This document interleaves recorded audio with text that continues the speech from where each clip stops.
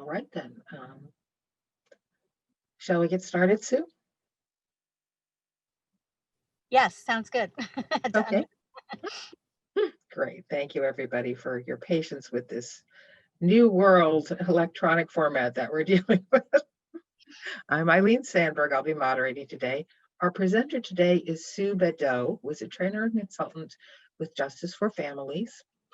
Sue Badeau she speaks nationally and internationally on trauma, racial justice, family engagement, and self-care, and more topics. Sue and her husband, Hector, are lifetime parents of 22 children, 2 by birth, 20 adopted, and they've also been foster parents to 75 kids. They have co-authored Are We There Yet? The Ultimate Road Trip, Adopting and Raising 22 Kids, and Building Bridges of Hope, a coloring book for adults caring for children who've experienced trauma.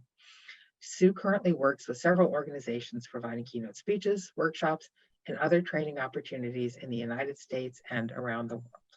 Welcome, Sue. We're so glad to have you with us today. So good morning. I am so happy to be here too. Like you said, it's a new world to do these things virtually, but I'm excited for this opportunity. And the Federation has long been one of my very favorite organizations that does amazing advocacy and support for families of children with special needs, which includes my family. And over the years, I have looked to the Federation for many kinds of support, information, education, advocacy. So to be here with you all today is really, really exciting for me and an honor and a privilege. I am going to be sharing with you this workshop now on grief, loss, vicarious trauma, and self-care during this unique time of a global pandemic, as well as all the other crises, large and small, that have been sort of hitting us in our communities, in our country, and in our world. So that's the topic that we'll be spending our next hour on.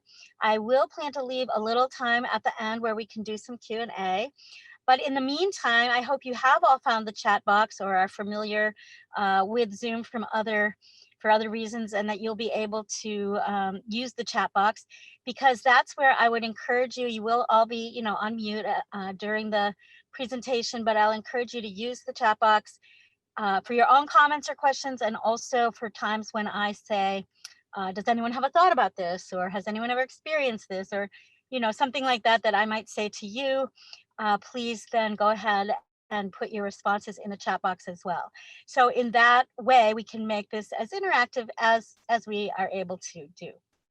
Also, just so you know, to keep it a little less distracting for you, so that you can see the sign language for those who need to, but otherwise you can also see the PowerPoint slides. I'm going to take my own camera off, turn my own camera off during while I'm presenting the slides.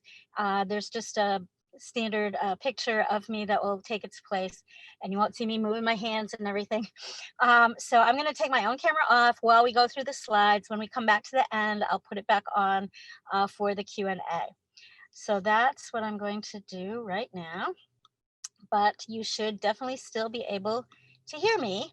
So we'll get things started. And at any point, if anyone needs me to slow down or repeat something, also please put that in the chat box. I am going to move relatively quickly because we have a good amount to cover in a relatively short time. And as we get started, I love to start with this slide. It just makes me think of our lives, right? Whether you are a parent, whether you're a caregiver of another sort, whether you're an advocate and a volunteer in the community, or a professional working with families, whatever role you might have that brought you here today, I bet this picture reminds you of a lot of what might be happening and going on in your life, that there's so much multitasking to do. We're juggling so many things at the home front, at the work front, at the community front. And this was before there was any kind of pandemic. This was just our life, right? And then 2020 came along. And when 2020 came along, we not only had a pandemic arrive, a global health pandemic, but we then also have had increased racial unrest. The systemic racism has been there, but it's bubbled up to the surface in ways that have created more difficulty and trauma and stress in many communities. We have had many different kinds of weather-related crises. We've had more hurricanes and other things like this year than in many years previous. And so we just have, and of course, there's been politics have come into it. I'm not going to talk about politics, but we know there's been a lot of political upheaval in our country as well. So it's just been a time, right? This year is just, the word people keep using is unprecedented. The word is a little overused, but nevertheless, it really has been that kind of a year. And so, as we think about that, the goal of what I hope we will get to in the things I'm going to be sharing with you has to do with building our own capacity for resilience. So, everything I share with you throughout my time with you this morning is really designed to help increase your own capacity for resilience. And as we think about what resilience is, later I'll share a more clinical definition. But first, I want to give you two non-clinical ways of thinking of resilience. One is this picture. And I actually do collect pictures like this, pictures that show resilience in nature. I mean, look at this flower still blossoming, still blooming, even though it's really up against a brick wall. It's got cigarette burns in its leaves, and yet it's still growing and blooming. And so to me, that's a beautiful image of resilience. In addition, I have this favorite definition of resilience, which comes from the poet, Tupac Shakur. And I just love it enough. I'm going to actually read it aloud to you. Did you hear about the rose that grew from a crack in the concrete? Proving nature's laws wrong, it learned to walk without having feet. Funny, it seems to, by keeping its dreams, it learned to breathe fresh air. Long live the rose that grew from concrete when no one else even cared. And I see there's a comment there already. Someone loves it. So, yes, please feel free to comment about any of these things. But this is my favorite image and definition of resilience. So, that's what I'm going for in my work with you this morning. Now, I want you to think as we go for that about different trees you may have seen in storms, and that different trees can respond differently even in the same storm. Sometimes the wind and the rain and all the other effects of a storm will completely serve to uproot a tree, completely just uproot it. And other times, the tree will blow and blow in the wind, and it'll bend and it'll sway and it'll rattle. But by the end of the storm, it's still standing and it's still strong. And I'm wondering if any of you could type a little word or phrase in the chat box. What do you think it is that makes the primary difference of whether a tree will remain standing during a storm, or whether it will be one of the ones that gets uprooted? What are your thoughts about the primary difference? There might be many differences, but the primary one. So I see a couple of different comments there, and one that's hitting a lot of notes is flexibility, and I love that because that's what the trees do that survive. They sway and they bend and they're flexible. I also saw the comment that said a foundation, and in a tree we typically refer to the foundation as roots. We don't say a tree has one root. We don't say it has roots. I mean, sometimes in just conversationally we do, but when we really talk about a tree, we say that it has a root system. And so a tree that has a deep and strong and broad and healthy root system, as well as that flexibility and internal strength, is more likely to survive a storm than a tree that does not. But there is at least one other factor. I mean, there's many, I'm sure, but one other one I want to highlight for you, and that is the ground, the soil around the tree. So even if a tree on its own has a really great root system, deep and strong and broad and healthy, if the ground around it is so saturated from all the previous storms, it's just saturated, then that tree is going to come up. It's going to come up by the roots. It's not going to be able to withstand the storm, no matter how good its own individual roots are. So there's two highlights I'd like to make from this concept of, tree one, tree two here, is that for our self-care and for understanding about grief, loss, and trauma, we need to recognize that what we need to build resilience is, yes, absolutely, to strengthen our own root system and to really identify what are the components of my root system that help me stay strong, even in the storms of life. Because although 2020 had more storms than many years have with pandemics and everything else, we're never going to have a year with no storms. So we have to strengthen our root system to get us through those storms. But it's not enough to focus on our own root system alone. We need to focus also on the community around us. That's the soil around us. And if that's too saturated, then not only will our roots not be enough, but others in our community will also become uprooted. So if we have soil, if we have communities saturated by the storms of poverty, of racism, of unmet healthcare needs, of all other kinds of traumas and tragedies, then strengthening our own root system is not going to do the trick. That's why I love the Federation, because of this combination of focus on healing and hope and help for individual people and families, as well as this advocacy to make the whole community better for all. And what I really want us to keep in mind is that it's typically not that we're going to completely uproot, or that we're just going to completely sway around in the storms of life and be fine afterwards. More often, the risk to us and our loved ones is that we sort of become this partially uprooted tree. The storms, they loosen us up, they partially uproot us, perhaps partly because of our own root system not strong enough, partially because of the soil around us. And then what happens? Like this partially uprooted tree here, we become a danger to ourselves and others. Essentially, we are not able to really benefit from the nourishment and the nutrients of our own root system when we're kind of partially uprooted like that. But we also create this barrier or hurdle or danger to others coming along the way.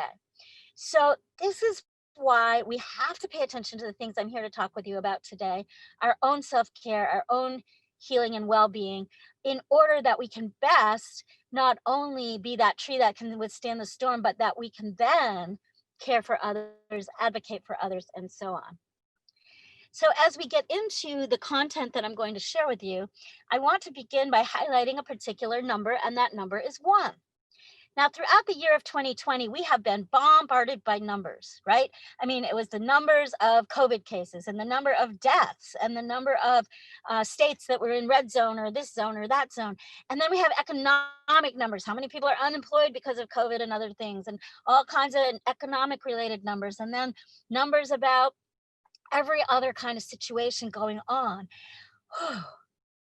There are so many times it can just be absolutely overwhelming. And one of the things we know about effective self-care is that if we can really be mindful, if we can bring ourselves into a place and a moment of focus, where we focus our mind, our spirit, our emotions, even our body, and we focus on one thing at a time, that's a big part of our self-care capacity, is being able to do that, and intentionally taking the time to do that periodically throughout the day and throughout the week. I like to use this image to go with that thought about the number 1, because it represents a hiker. I'm still kind of keeping my tree metaphor going here, but it represents a hiker hiking through a wooded area. And it's so dark because of the branches and leaves on the trees that we can't even really tell if it's day or night. But the hiker has a light, maybe a headlamp, maybe a flashlight. The hiker has a light that provides just enough light for the one next step. Not the rest of the path, not the scenic vistas that might be ahead, but the one next step. And that's an underlying theme I'd like you to keep in mind as we go throughout our time together this morning. And to help us do that, let's do one thing at a time. Really, really great, great tip there, Allison.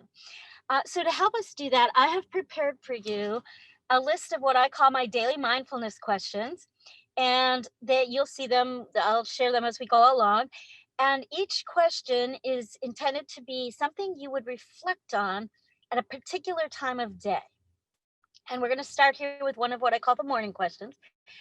So I'll share a question, I'll share why it's important, why it's valuable for self-care, and then I'll, share some other content in between, and then we'll come back and do another question. And we'll keep doing that all the way through until we get to the final evening question by the end of this webinar. I want to highlight for you a couple of things. One is that every one of these questions relates to an evidence-based self-care practice. So if you actually take a moment in your day, ideally at the time of day that I suggest, but even if not then at any time of day, if you actually take a moment during the day and reflect on each of these questions just for a brief moment. And if the question suggests a little bit of an action, if you actually take the action that goes with the question, you'll see how that plays out as we go along. There's evidence behind that that promotes resilience, which is what I started with, and the self-care that leads to resilience. So these are not just random questions that I threw together one day. They really are each one based on evidence that will help you with your self-care and your resilience capacity. Now, the reason I'm using this approach and this framework to help you build your self-care toolkit during this time of pandemic is because I recognize for myself, and I imagine for many of you, that many of our usual self-care strategies have kind of gotten altered, if not altogether disrupted or put on hold this year. Because if we had any strategies that involved going out of our home, meeting up with other people, going to a place like a coffee shop or a gym or a spa, or a book club or anything, so many of those things have gotten canceled or completely changed. And even if you had self-care strategies you totally did at home, now that the home life is also become our workspace and our children's schooling and church and clubs and anything we do, workshops, conferences, they're all done in this virtual space. It makes it sometimes harder to also do our self-care strategies. So I have this framework of these questions that will be interspersed throughout the webinar, that if you use them, and even if you use some of them, and you just take those moments for reflection throughout the day, this will increase your capacity to do your own healthy self-care and build resilience. So let's look at the first question. Before you even put your feet on the ground in the morning, that first morning question, what is one goal I have for today? Each time I propose one of these questions for you, I would encourage you to go ahead and put in the chat box your own responses if you like. That way, other participants, you can kind of learn from each other and engage with one another even while I'm speaking. But here, this is important again for focusing the mind on one thing at a time. So it's not the time to review what's my whole to-do list for the day. And it's not the time to beat yourself up about, oh, what's everything from yesterday's to-do list that I didn't finish. You may have to have those moments later in the day, but this moment in the morning, to get you focused, to get you mindful, is to identify one goal for the day. It can be big, it can be small, it can be a part of a bigger goal, or it can be a standalone goal. Just to model it a little bit, I wanted to let you know that I have one goal for this session. And great, we have one already coming in the chat box here. That's great. And I have a goal for this session that each person attending this session will just take at least one thing away from it that you're going to actually use for yourself in the week ahead. It might be an image. It might even be that image of the trees in the hiking, picture there. That might be your image, and you might have your one thing already, or it might not come until the very last moment of the webinar or anywhere in between. Maybe you get more than one thing, but my goal would be that each of you will find at least one thing that you can take from this time together and actually use today. I want to let you know that I've also designed everything I'm sharing with you to not only be of benefit for your own self-care, but also to be something you can share with others. So please feel free to share any of this with others that you think might benefit from it. And I'm noticing the comments in the chat box and loving that people are putting up their goals and other comments. Thank you, Andrea. So as we move on from that question, and before we get to the next one, I wanted to share a little content here. And the first piece of content I'm going to share is, here are 6 very normal ways that people respond in times of ongoing or prolonged crisis or stress. I think a lot of us might define parenting, and especially parenting in families where we have children with special needs, as kind of a lot of ongoing stress. But clearly, the year of 2020 has brought even more ongoing crisis and stress into everyone's lives. And some of the typical ways people respond. And so, what I'd like you to do as I talk through these is notice yourself. Say, ask yourself, do I resonate with any of these? Does any of this seem to fit kind of my way of dealing with life when there's a crisis? And also notice, oh, I've noticed that other way that someone else might respond. And a couple overarching comments I want to make. One, these are not mutually exclusive. So perhaps you'll recognize yourself in more than one way. Most of us do. And they're not competitive. None of them are better than the other. They're all natural and normal ways. So if you notice you do it one way and your coworker or your spouse or your child does it another way, it's not about competition like, oh, I guess they're handling things better than me, or, oh, I guess I'm handling things better than them. No, it's just to notice and therefore help you connect with and understand and have compassion for and grace and space for one another and for yourself. So I'm just going to go through them quickly. A fix it characteristic is when you see something happening out there, outside of you, external to you, and you say, that I need to make that better. That's a problem, and I got to solve it. I got to make that better. A lot of us that might be attending this conference probably have that mindset. We want to be problem solvers and make life better in this world. Closely related to that is the fighter who says, I see something out there and it's wrong, it's not right, and I want to fight against it. I want to fight against injustice or whatever it might be. I want to right the wrong. I want to be an advocate. Fixers and fighters are having some difficulty in 2020 because it's kind of hard to get our arms around what is exactly the it that we could be fixing or fighting. It's so kind of overwhelming. Another place we have sort of two sides of the same coin are the next two. Some people actually kind of recognize when they need to seek soothing, comforting, or calming. Others might know when, I can see when someone else needs that, but I might be a little slower to recognize it in myself. And I might need to work on that with a little more intention so that we seek soothing, calming, or comforting when we need it. And the same thing with asking for help. Again, it's a continuum. Some of us are good at knowing when we need to do that. Others may be a little more stubborn or a little more slow to recognize that, or a little more quick to say someone else needs to ask for help, but a little less likely to do it ourselves. So we got to notice kind of where we are on that continuum. Adapters are a little bit the opposite of the fixers and fighters in some ways, although some of us have each of these characteristics. But while fixers and fighters are focused on the external crisis or problem and wanting to do something externally about it, the adapter is saying, okay, it's there. I can't fix it. I can't change it. I can't fight it. So what do I do internally to adapt to it? That's been particularly hard in this year of 2020 because what are we actually adapting to? You hear this phrase, the new normal. Are we in it? Is it still coming? What's it going to look like? When will it happen? Will I like it? So that whole thing about adapting has been very challenging this year. Finally, we have the do nothing, and that might on the surface sound like, oh, that's not a very good strength-based approach, but actually it can be. Sometimes there are those circumstances in life when there's a particular storm coming, and the very best thing you can do is hunker down and ride it out. And that's kind of the do nothing approach in that moment. And it can be very healthy for your well-being to recognize when it's time for that.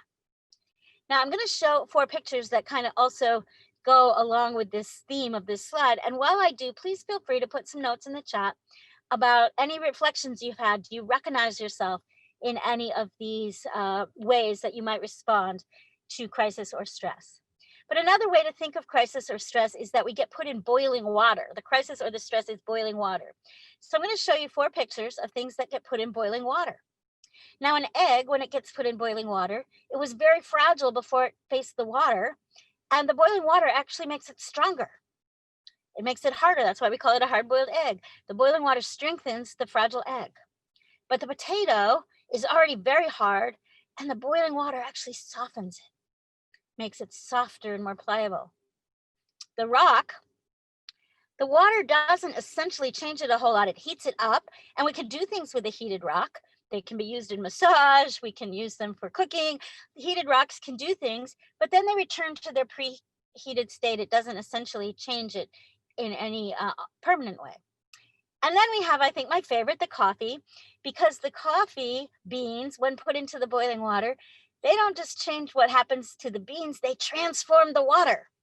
The water is no longer water after it's boiled coffee beans, it becomes coffee. The whole water is transformed. So I'm going to take just a little pause here. I'm going to take a sip of my own beverage.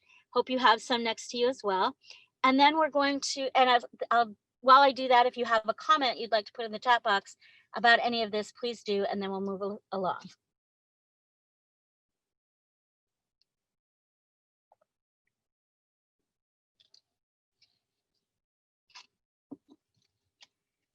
Okay, so I'm not seeing any comments on this part, so we will just continue along. The next thing we're going to do is actually look at some definitions of things that you found in the title of this workshop. Stress, grief, loss, trauma. Now you might be thinking to yourself, oh, here's where I can sort of tune out, check out, because I know this stuff. I know these definitions.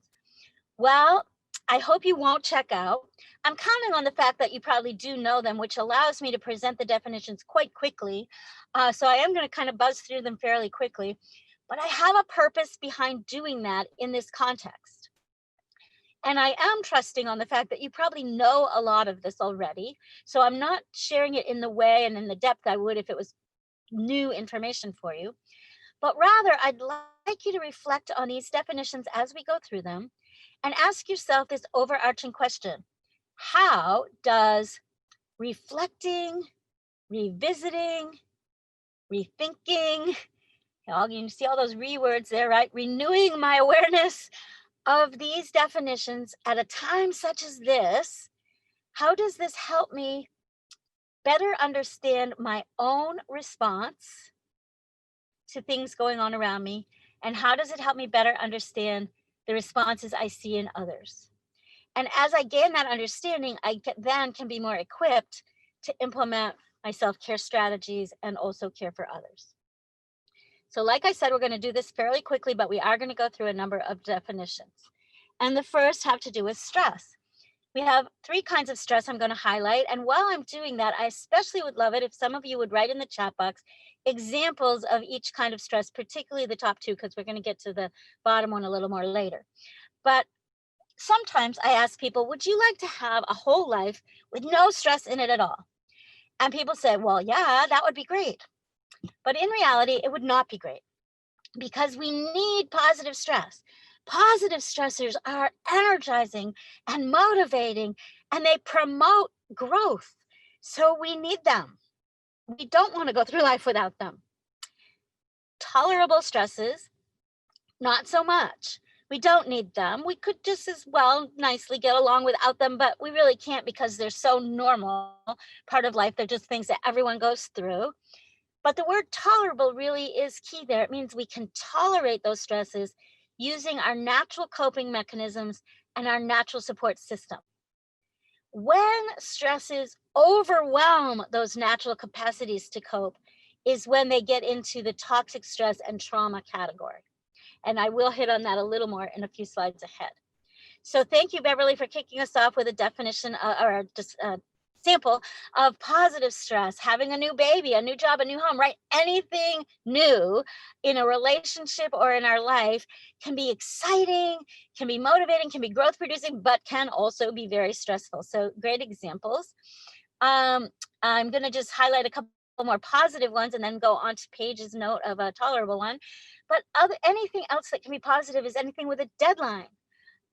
Getting ready for an event, a vacation, a holiday, a graduation, a wedding, as well as anything with a deadline, like a deadline on a project or an evaluation or judgment component, like trying out for a play or auditioning for a play, I guess, or trying out for a team or playing a sporting event and trying to win. Home improvements, absolutely. Anything that involves sort of a element of judgment, applying for a job, being evaluated at your job, or an element of sort of auditioning or trying out. Public speaking falls in that category. So you've identified a lot of things that are in the positive stress category. Tolerable, I did see traffic, and traffic can be a tolerable stress. Hopefully, it doesn't turn into road rage. I see medical procedures very often can be tolerable, sometimes not. Sometimes they do overwhelm people, especially children, and can move into the trauma category. But many times, most times, I would say they probably do fall into the tolerable category. A breakup of a relationship sometimes is a tolerable stress. Yeah, unemployment sometimes, unless it stretches too long, can be tolerable. So lots of sort of the positive stresses, when they go a little bit sideways, that's when they turn into those tolerable stresses. Now, the next definition I want to take us through is loss. And the basic definition of loss is to be deprived of someone or something of value to you.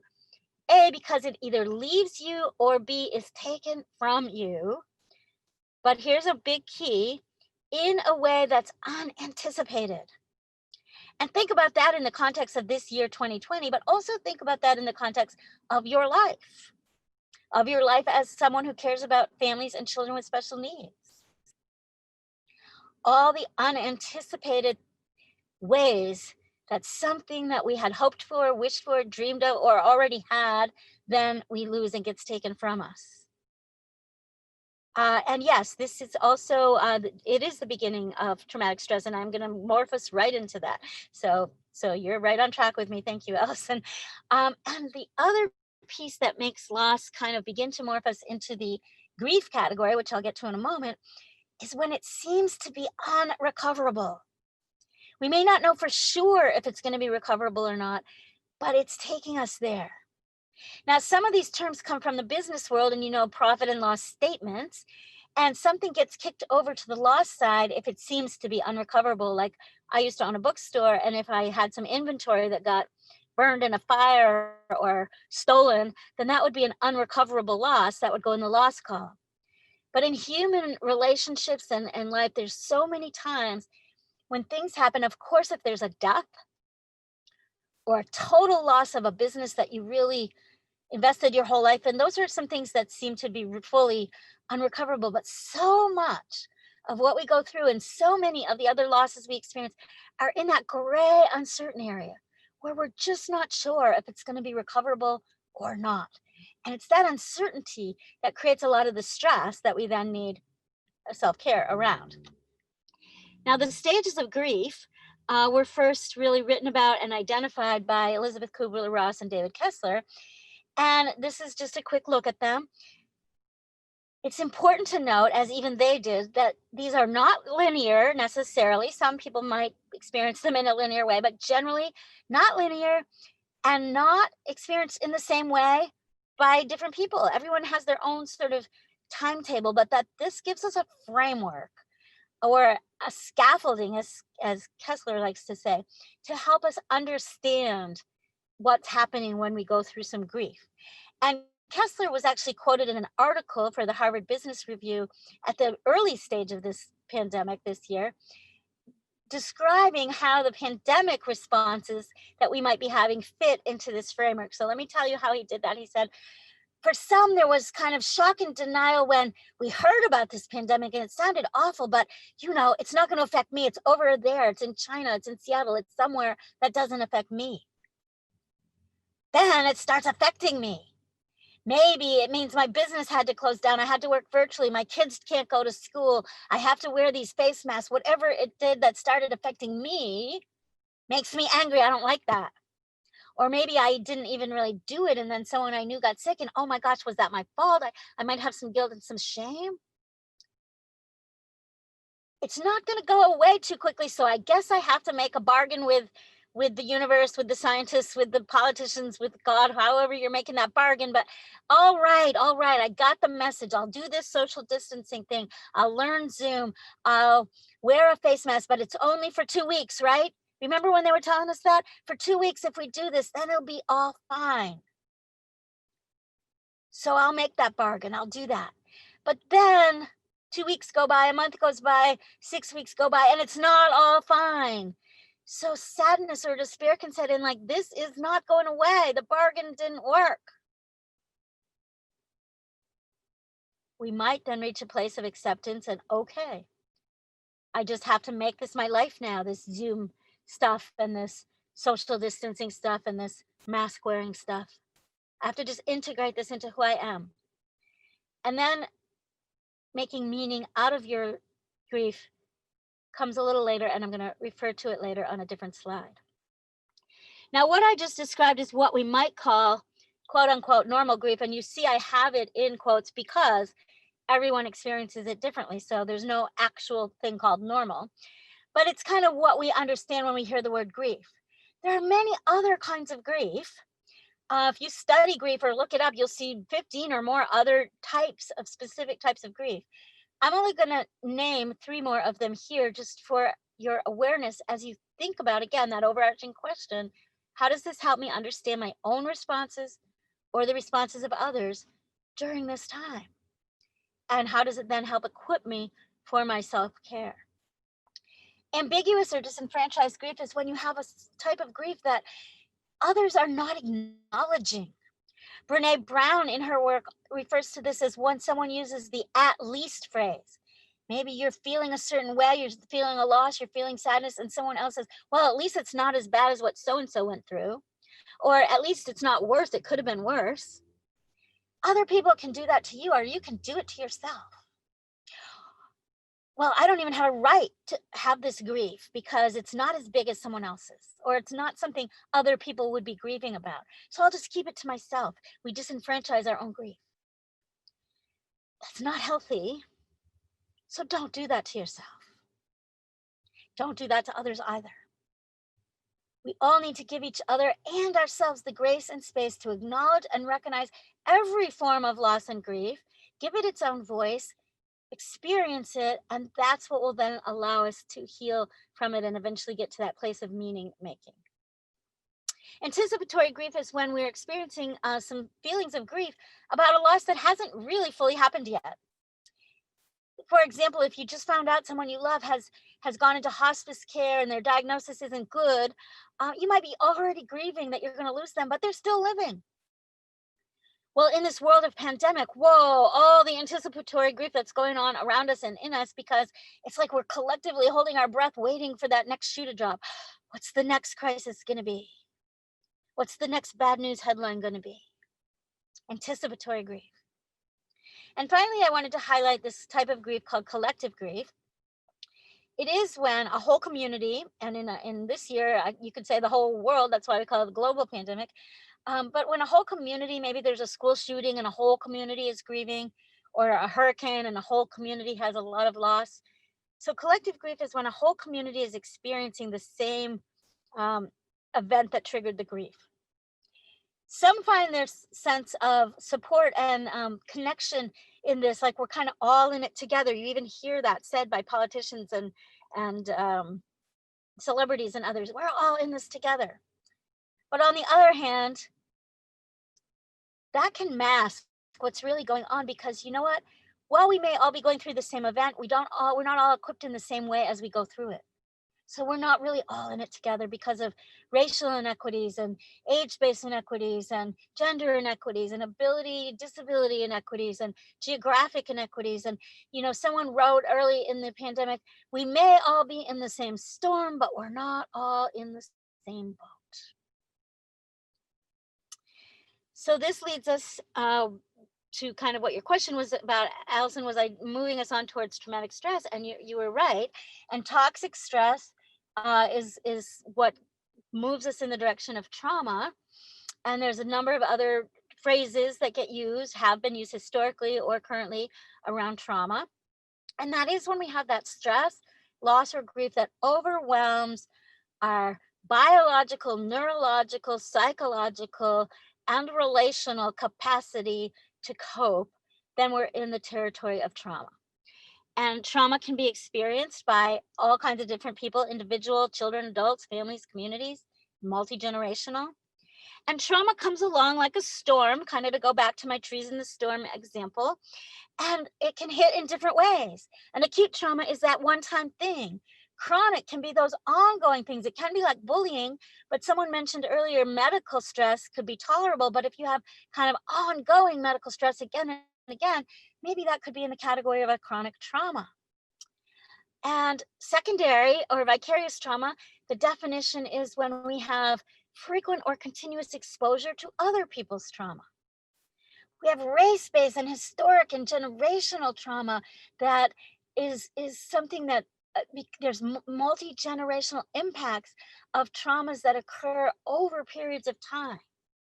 And then complex trauma is when we have a situation where someone whose role, whose mission, whose purpose is to protect someone else, and instead they become the one that harms that person. So in the foster care system, that's understood often as when a parent who's supposed to protect their child instead either neglects or abuses the child. That's a form of complex trauma. But we also have it when there's people in positions in our community whose role is care and protection of people, and instead they become the ones that harm people. So a teacher, a counselor, a coach, a social worker, a therapist, a pastor, a priest, a rabbi, an imam, a police officer, or anyone else in law enforcement. When anyone in those kind of positions who is supposed to protect and serve ultimately harms you, that creates complex trauma. And what's going on much of the time in life, but especially this year, is all these different trauma storms sort of happening at once in our family, in our life, in our community. That's what makes it complicated and challenging. All of these forms of trauma change our brains. And the brain on the right is that lovely, lit up, well-functioning brain that can think and can process and can do problem solving and cause and effect and all of that. And the brain on the left, all of that yellow part is shut down and we're just in survival brain mode. And survival brain, you've heard very often, I'm sure, about fight or flight, probably freeze, but survival brain modes include also these other ones, flock, that impulse that I need to be with my people. When there's an incident in the world somewhere, when there's some big stress going on, many of us have this instinct that we just need to be with our kids and be with our family, even though the incident isn't necessarily personally affecting us. Harder to do this year in time of pandemic. The flap or frenzy brain mode is when, kind of like the birds in the picture, we're not yet kicked into one of those other modes. We're not fighting, we're not fleeing, we're not even frozen. We have this frenzied, undirected, unfocused energy. The fawn mode is when the brain sort of triggers a response of, okay, if you don't have a voice, if you just say yes to the one that's harming you, you'll survive. That's not a cognitive thought that's thought out. I'm not saying it that way. I'm saying that the brain just goes into that mode. It's often something we hear about survivors of sexual trauma, for example, that people might say, or they might beat themselves up later and say, why didn't I fight harder? Why didn't I say no louder? Why did I give in? But it's not your fault. But your brain just realized that for your own protection and self survival, that giving in was the way you could survive. And then fatigue. We all have fatigue right now, so I don't think I have to describe that anymore.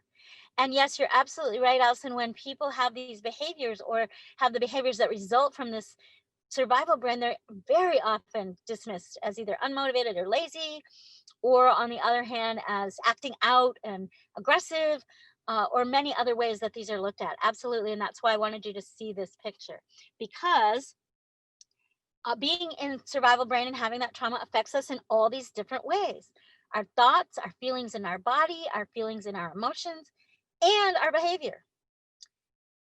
But don't worry, I'm not going to leave us stuck there. I am going to turn now to the self-care strategies. I wanted to ground us in a foundation of those definitions to help us really with that overarching question. Do I recognize myself?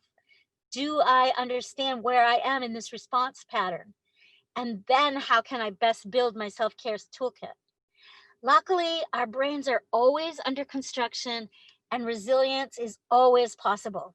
Here's another one of my pictures that I love of the flowers in a resilient situation. And here's that more clinical definition that I promised you. I gave you the poetic Tupac definition. Now here's the clinical one. And as you can see, it's about thriving, not just surviving. And that's what our self-care strategy is about. How do we help ourselves and others thrive not just survive. And also one last term that we need to recognize is post-traumatic growth. Now you can see from the footnote at the bottom, this is not a brand new made up term. It's been around for a while, even though we hear about it a lot less often than we hear about post-traumatic stress, for example. But we literally can be transformed in positive ways as a result of going through things like 2020 as a year and everything else that we live through in our lives. So to get to that point of resilience and post-traumatic growth and thriving, first we have to know our own warning signs. Now, if you're old enough like me to remember the show Lost in Space, you'll know that this robot followed the little character Will Robinson around and gave him warnings. Danger, danger, Will Robinson. We don't have a robot following us around to tell us when we're in danger of becoming overwhelmed by stress, loss, grief, or trauma. So we have to recognize our own signs. That's why those definitions were important. It helps us recognize our own warning signs and also to recognize the warning signs of others around us so we can help better support them.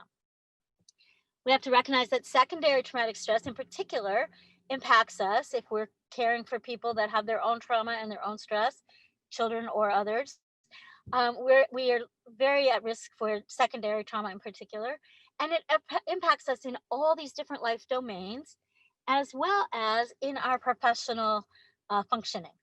So if you've noticed that you're impacted in any of these ways, again, give yourself grace and space, which is right here on this next slide, to acknowledge that these are your warning signs, that you are facing some trauma and some stress and some grief and loss in your life, and it's okay.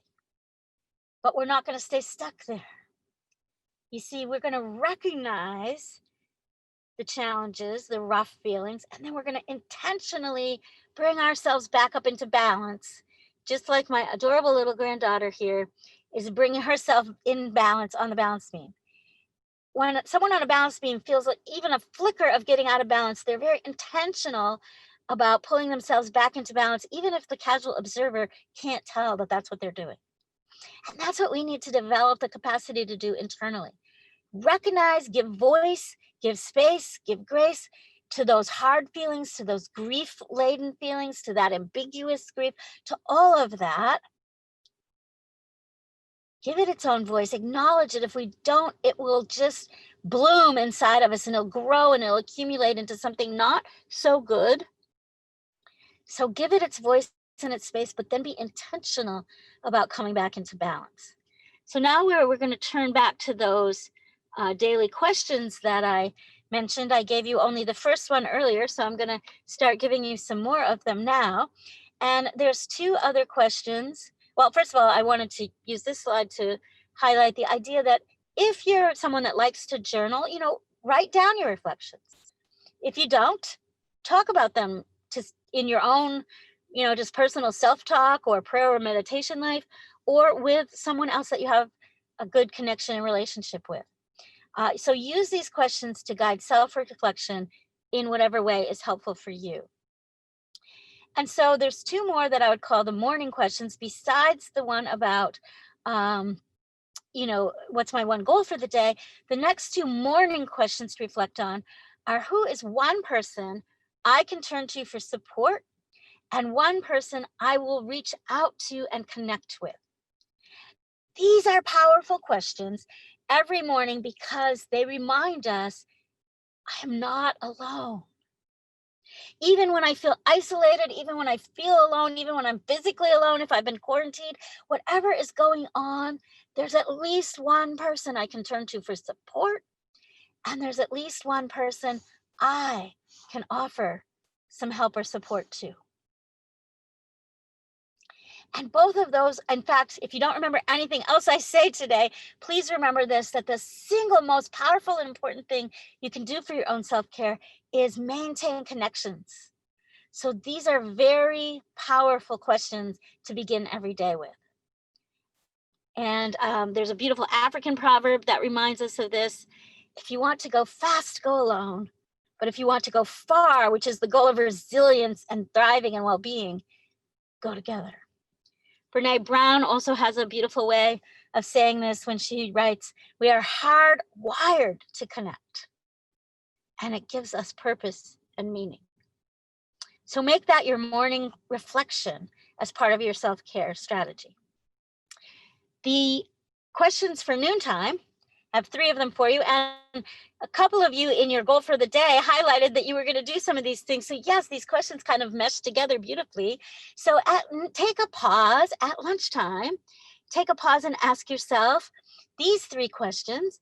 What's one way that I can nourish and move my body today? You might have a fitness plan or something else, and you may or may not be following it as well as you had hoped. But for this purpose, just ask yourself, is there one thing I will do to nourish and move my body? Is there one thing I will do to nourish my spirit?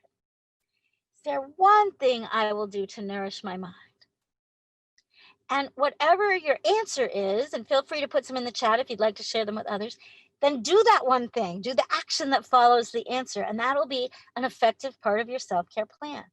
I do acknowledge, Beverly, it is hard to share burdens. It absolutely is. So sometimes that acknowledgement of who can I turn to for support isn't even so much about sharing a burden as just calling another person and saying, hey, hi, just connect. That's a first step. One of those things you can do that's really healthy for your body and for self-care is yoga. There's a lot of benefits, and just loved this picture because it shows that it's not something that you have to have special equipment or training or anything for. It can be done anywhere, anytime. So find those kind of things in your life. And I see that some of you are writing your examples on the chat. And so learn from one another, engage with one another in that way. Now I pull us up to our mid-afternoon, what I call the tea break. I love tea breaks. I went to a college that had tea time on Fridays. I do some work in Kenya. They have tea time every day. I love the tea time tradition. So I call this tea time, but it can be any mid-afternoon break that you take. Just take another moment mid-afternoon, again, for a moment of reflection. And ask yourself this question: is there one thing of beauty that I have seen, heard, smelled, touched, tasted, or created today? And once you recognize it, share it. The power for the self-care value of this is that A, you take the time to recognize it, you reflect on it. B, you share it. So just notice, what can I see around me? What can I look at that either creates or restores calm? What can I listen to that creates or restores calm? What can I taste? What's my comfort food? I love the Mindful Mondays idea. That's great. What scent? What is a scent that I can have and keep nearby, have near me, even have on my person, perhaps in a scented bracelet or necklace? What scent is going to give me that sense of soothing and calm? And then in terms of touch, think about it in a couple of different ways. One way is, what is the human touch that's going to help me feel connected today? What is the textural touch? There's different ones here pictured. And for some people, it's the fleecy blanket. For some, like me, it's the river stone or sea glass. For others, it might be something that's more stimulating, like the sandpaper. What is your texture? And keep something handy that you can just kind of touch when you need that moment. Maybe it is getting outside. Several of you have mentioned that. And touching the earth and remembering that the earth is going to continue to be strong enough to hold me up. You can even create activities with your children that help you to have these multi-sensory stress building toolkits. Oh, I love that comment about the meditation and the body scan and the candlelight. Absolutely beautiful. This is just one sample of a project you can do with children where you can actually make stress balls out of balloons and flour. You can put those beads or marbles in to give extra texture if you like. You can put some scented oil in if you like. And they're wonderful. It's fun to do with kids and they last a long time. That's just one little example. So this brings us now to where I hope you're getting in your day, if you've been using these questions as your to support your self-care. This brings us to the reflective questions that I call the evening dinner time evening questions. There's another set of later evening questions, but here's the 3 for dinner time. Now, first I want to point out, why do I say dinner time? There's actually evidence that sharing a meal, sort of that fellowship of the breaking of bread that is known in many cultures and faith communities, is restorative, is healing, does build well-being and resilience. So I called it dinner because in our US society at this time, that's the meal we're most likely to have time to have with others. But it could be lunch, it could be breakfast, it could be whatever meal you pick. Pick a meal and share it with at least one other person. I mean, if you're home and you can have a family sit down meal, do that. If you're not, find a way that you can share at least one meal with at least one other person. Even if you're completely alone, even if you're someone that's completely quarantined in social isolation by yourself, then find a way you can virtually connect through texting, through FaceTime, through looking out the window and waving at your neighbor. Find a way that you can connect with at least one person or a group of people during at least one meal of the day. That is part of your self-care strategy. And let's see, I just saw a question picked up. Do you have suggestions for parents who might have lost a direct family member to suicide and how their child is having constant attempts? That's a really challenging question that I probably don't have the scope and time to give you a thorough answer for that now. But what I would say is that you want to be as attuned as you can to the child, to the family member. You want to give grace and space to really talk through and experience the grief together. If they're experiencing attempts, you definitely also want professional help. But in your family situation, you want to be open. You want to share grief. You want to let the child see you as the adult also have emotions. Sometimes as adults, we think we shouldn't be sharing hard emotions around children, that we should somehow shield them from that. It's not that children shouldn't see adults sad or distraught or grieving or angry even. Um, Children need to see that adults can have those emotions, but can have them without someone getting hurt or abandoning them or things getting broken. So being able to verbalize, I'm really angry, I'm really sad, and this is how I do my sadness. This is how I do my anger. I'm still here with you. I'm not going to abandon you. I'm not going to hurt you. I'm not going to hurt myself. And I'm going to do this other thing, whatever it is in your toolkit that helps you to deal with that emotion. So in the context of this workshop, I'm afraid that's probably the best answer I can give you. And it's a good answer. It's just not, everything that would help in that family, but I hope that will be at least partially what will be helpful. I love the pizza certificates so that families can actually have some support in having a meal together. That's beautiful. I love that. So the 3 reflective questions that I encourage people to have during that meal together, because these are questions not only to reflect on for your own personal self-reflection, but to discuss, to engage, to talk with others about, to hear and listen and to say, I see you, I hear you, and to then also feel that you yourself are seen and heard. So share with one another, what is one thing I learned today?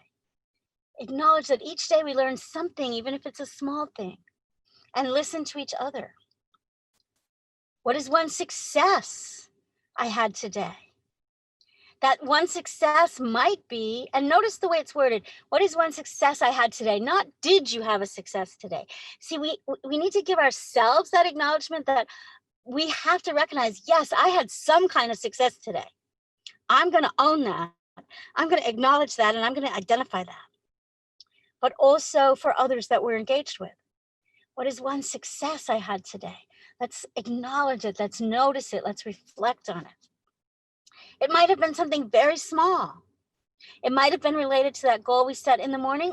Hopefully, it could be, but it might not be, and that's okay too. And then what is one thing that made me smile or laugh today? This is really a crucial one because at times of grief, loss, stress, trauma, ongoing challenges in a home related to health or special needs issues related to economic issues, mental health issues. At times like this, some people are reluctant to even smile or laugh. They feel that if in doing so, they're dishonoring the situation or the person that's struggling. But that's not true. And for your own self care, smiling or laughing at least once a day is one of the best things you can do for your own health and well being. So, whether it's noticing something silly your cat did, or watching a rerun of, Good Times or The Golden Girls, or telling each other something, funny that you heard or saw, on TV or in your family life or on the news or out your window, this is a really healthy, helpful way to, again, bolster. It's like a booster shot for your self-care regimen. It's a booster shot for your resilience capacity. I'm going to take a pause here before I go to my last final set of 3 questions, which are the bedtime ones. So just before I go to those, I would like to take a pause and see if anyone would like to put some responses to that. What is something you have learned today or had a success at, or something that's made you smile? Just share a few examples while I take a little sip of my beverage here, and then we'll go into our very last set of final questions.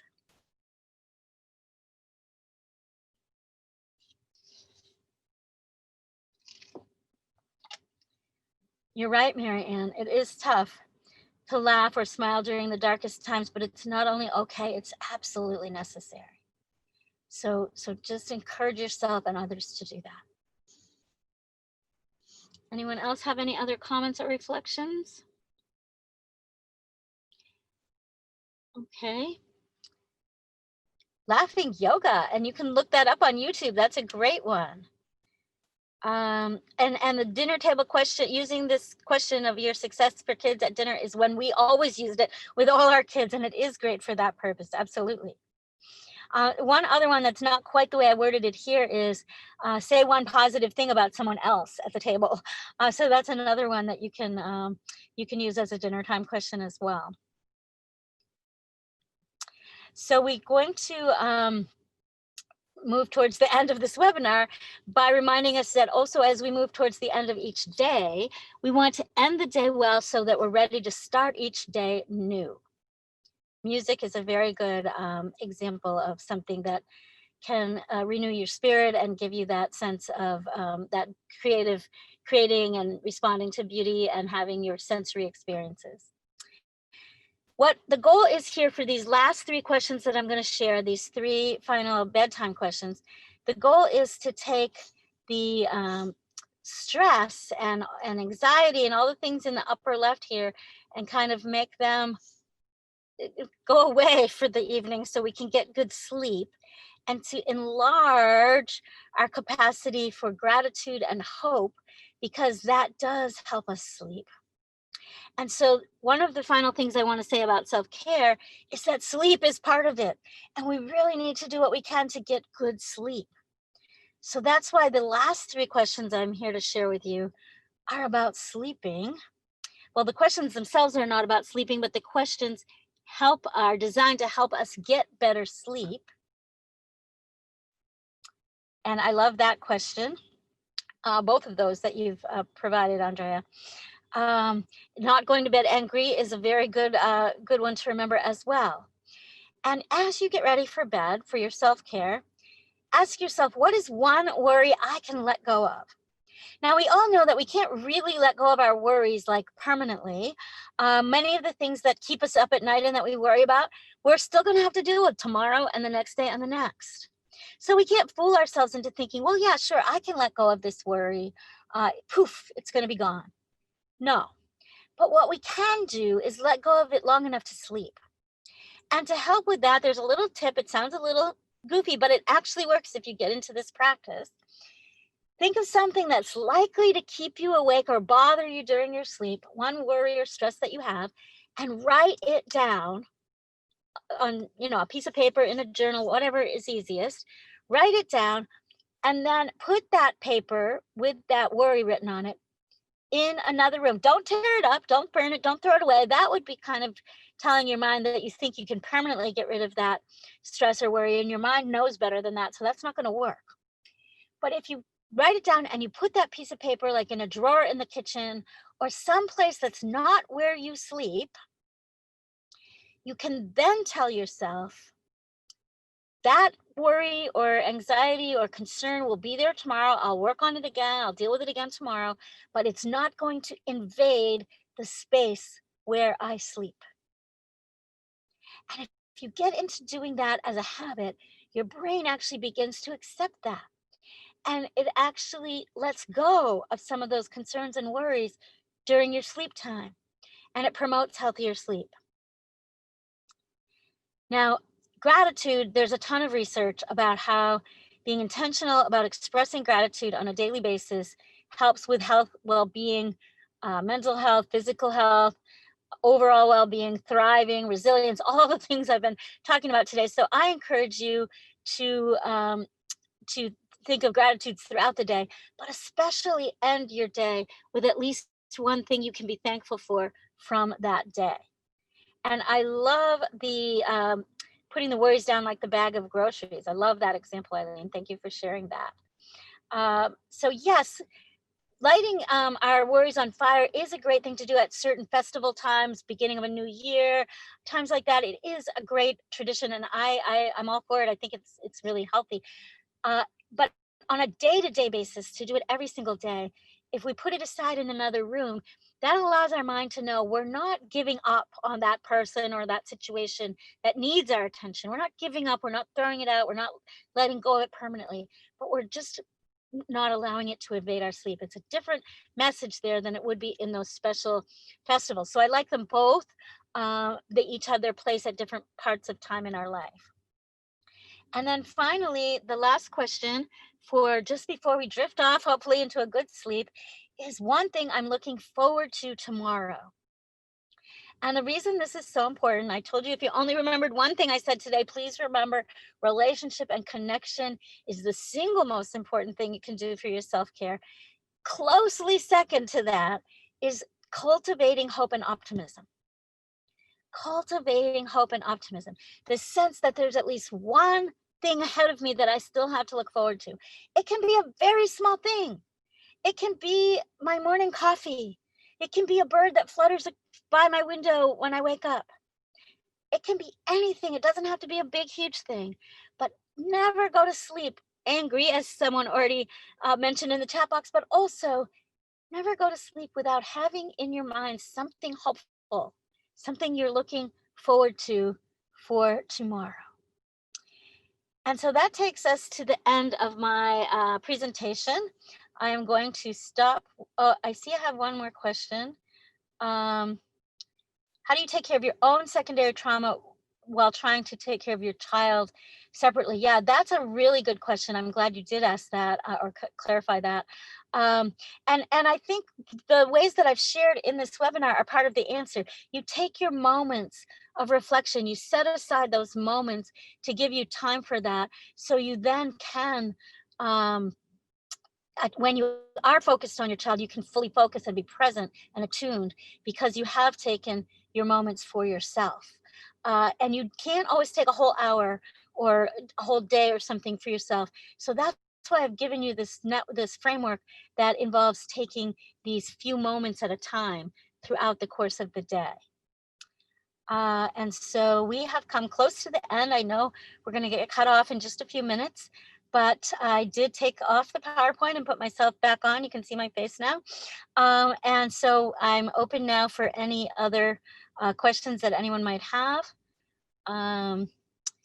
So it's challenging to think of something to look forward to. It is. That's why I really wanted to encourage, start small. Just say, I'm looking forward to that smell of my tea or coffee. Start small, and then you can build up to other things. Or you can stay with the small things. It's fine. As long as you cultivate just even the littlest bit of hope and optimism, that will help you. So I want to thank all of you for participating in the chat and for being really engaged. And let's see, I do see another question. What if a teacher is undergoing trauma and healing and supporting students who are traumatized as well? That's a hard space to be in. And it's an excellent question.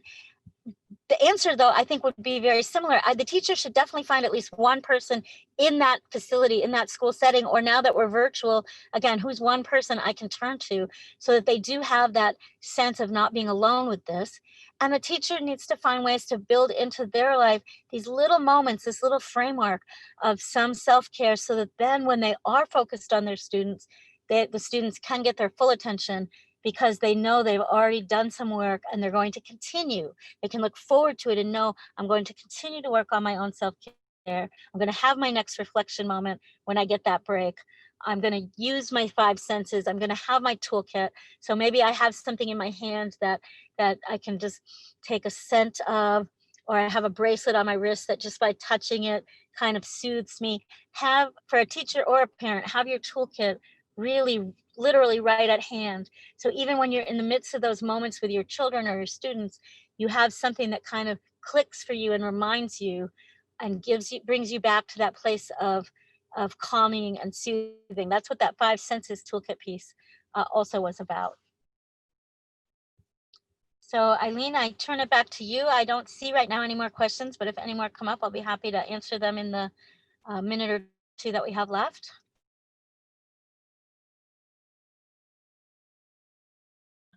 And I can unmute myself.